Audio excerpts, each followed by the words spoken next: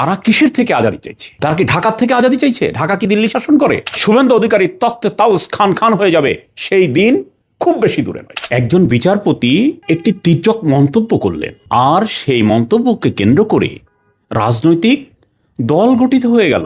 অথবা বাংলাদেশে সাবেক প্রধানমন্ত্রী শেখ হাসিনা এক সাংবাদিকের প্রশ্নের জবাবে তরুণ সমাজকে উদ্দেশ্য করে রাজাকার বললেন, আর তাতেই সরকারের পতন হয়ে গেল। বিষয়টি কি এরকম সরল সহজ? না, এরকম সরল এবং সহজ নয়। গত জুলাইয়ে যে আন্দোলন হয়েছিল স্বৈরাচারী শেখ হাসিনা বিরোধী, সে আন্দোলনের মূল স্লোগান ছিল আজাদি জিন্দাবাদ, ইনকিলাব জিন্দাবাদ, দিল্লি না ঢাকা, ঢাকা ঢাকা। আজকে কাকতালীয়ভাবে 2 বছর পরে সেই জুলাই আগস্ট মাসে এসে দিল্লির তরুণ ছাত্ররা রাজপথে নেমেছে। তাদের স্লোগানও কিন্তু একই, আজাদি চাইছে। তারা বলছে আজাদি জিন্দাবাদ, ইনকিলাব জিন্দাবাদ। তারা কিসের থেকে আজাদি চাইছে? তারা কি ঢাকার থেকে আজাদি চাইছে? ঢাকা কি দিল্লি শাসন করে? করে না তো। তাহলে তারা আজাদি চাইছে হিন্দুত্ববাদ থেকে। হিন্দুত্ববাদ ভারতীয় সমাজ, সভ্যতা, রাজনীতি, সংস্কৃতিকে খান খান করে দিয়েছে, অস্থির করে তুলেছে পুরো ভারতবর্ষকে। এই হিন্দুত্ববাদ থেকে, উগ্রতা থেকে মুক্তি চাইছে।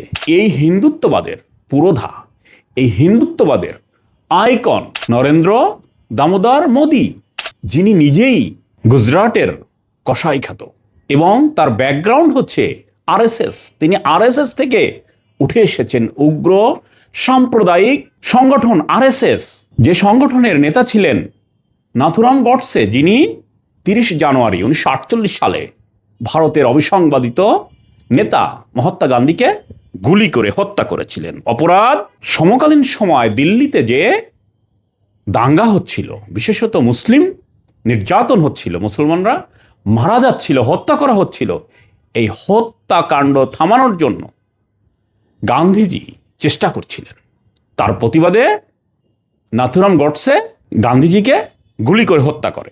এই উগ্র সাম্প্রদায়িক সংগঠন থেকে গড়ে ওঠা বর্তমান ভারতের প্রধানমন্ত্রী পুরো ভারতবর্ষকে অস্থির করে তুলেছে।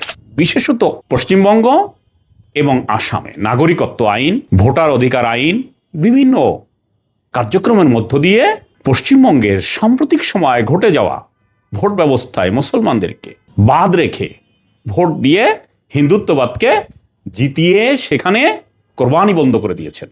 সেখানে মাইকে আজান বন্ধ হয়েছে, কলকাতায় প্রকাশ্যে নামাজ পড়া বন্ধ হয়েছে। এখন একটি মসজিদ বিমানবন্দরে ছিল, সেটিকেও বন্ধ করে দিয়েছে। এভাবে একের পর এক উগ্র সাম্প্রদায়িক প্রতিহিংসাবশত পদক্ষেপ গ্রহণ করছে, যার সাথে গ্রামীণ হিন্দু, মুসলমান, কৃষক সকলের অর্থনীতি জড়িত। এই অর্থনীতিকে ধ্বংস করে দিয়েছে, যার জন্য তরুণ ছাত্র বন্ধুরা রাজপথে নেমে এসেছে। আমরা অপেক্ষায় রয়েছি পশ্চিমবঙ্গে যে হত্যা, অত্যাচার, নির্যাতন চলছে প্রতিবেশী মুসলিম সম্প্রদায়ের উপর, এবং আসামে ডিটেনশন ক্যাম্প করে, নাগরিকত্ব আইন করে মুসলমানদেরকে বঞ্চিত করে যে অত্যাচার নির্যাতন চলছে, এর বিরুদ্ধে আসামের এবং পশ্চিমবঙ্গের সাধারণ ছাত্র তরুণ জনতা রাজপথে নেমে আসবে।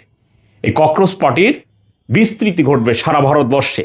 এই শুভেন্দু অধিকারী তক্তে তাউস খান খান হয়ে যাবে সেই দিন খুব বেশি দূরে নয়। এখনকার দিনে তরুণেরা বিশ্ব ব্যবস্থার সাথে সম্পৃক্ত। তারা মুহূর্তের ভিতরে ইউরোপে কি হচ্ছে, ইউরোপের সমাজ ব্যবস্থা কেমন, আমেরিকার সমাজ ব্যবস্থা কেমন, প্রাচ্য কেমন, পাশ্চাত্য কেমন, প্রত্যেকটি বিষয়ের সাথে অনলাইনের মাধ্যমে সম্পৃক্ত হয়ে যাচ্ছে, যুক্ত হচ্ছে। এই অবস্থায় ধর্মীয় উন্মাদনা সৃষ্টি করে রাষ্ট্র শাসন করা, মানুষকে নিয়ন্ত্রণ করা এবং অত্যাচার নির্যাতন করা, এটি এখনকার মানুষ চায় না। এখনকার মানুষ চায় অর্থনীতি, সমাজ, সংস্কৃতি, সভ্যতা এবং বেঁচে থাকার নিরাপত্তা চায়, নিরাপদে জীবনযাপন করতে চায়। ভারতীয় হিন্দুত্ববাদ ভারতীয় সমাজ ব্যবস্থাকে অস্থির করে তুলেছে, অনিশ্চয়তার দিকে নিয়ে যাচ্ছে। এজন্যই তরুণ, যুবক, ছাত্ররা রাজপথে দিল্লিতে নেমে এসেছে। তারা স্লোগান দিচ্ছে আজাদি, অর্থাৎ হিন্দুত্ববাদ থেকে তারা মুক্তি চাইছে। এই জন্য ঢাকার মতো দেখা যাচ্ছে সমস্ত দেশের জনগণ তাদের পাশে এক এক করে দাঁড়িয়ে যাচ্ছে। এ তো গেল ছাত্রদের আন্দোলন। এর সাথে যুক্ত হবে কৃষক, সরকার কোনো কারণে যদি এবার এই আন্দোলন দমাতেও পারে, নিশ্চিত থাকুন মোদী সরকারকে এই ছাত্র তরুণ বন্ধুরা অবিলম্বে ক্ষমতাচ্যুত করবে এবং মোদী তার প্রভু রাষ্ট্র ইসরায়েলে পালিয়ে যেতে বাধ্য হবে। আজাদি জিন্দাবাদ, ইনকিলাব জিন্দাবাদ।